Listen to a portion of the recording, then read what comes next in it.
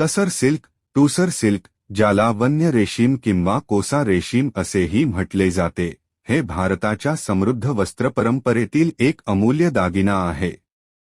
हे रेशीम त्याच्या नैसर्गिक सोनेरी रंगासाठी आणि खडबडीत पण मोहक पोतासाठी टेक्स्चर ओळखले जाते.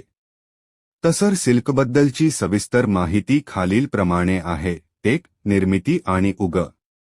हे रेशीम अथेरिया पफिया, अँथेरा पाफिया नावाच्या रेशीम किड्यांपासून मिळते. हे किडे तुतीच्या झाडाऐवजी प्रामुख्याने अर्जुन, आसन आणि साल यांसारख्या जंगली झाडांवर वाढतात. त्यामुळेच याला वन्य रेशीम म्हणतात. 2. मुख्य वैशिष्ट्ये. नैसर्गिक रंग. तसर सिल्कचा नैसर्गिक रंग फिकट सोनेरी, मध किंवा तांबूस तपकिरी असतो. पोत. टेक्स्चर. हे रेशीम इतर रेशमाच्या तुलनेत थोडे खडबडीत असते, पण ते दिसायला अतिशय रॉयल आणि मॅट फिनिश असलेले असते. हवामान अनुकूल. हे कापड श्वास घेणारे, ब्रीदेबल असते, ज्यामुळे ते उन्हाळ्यात थंड आणि हिवाळ्यात उबदार वाटते. टिकाऊपणा. तसर रेशीम इतर रेशमी कापडांपेक्षा अधिक मजबूत असते.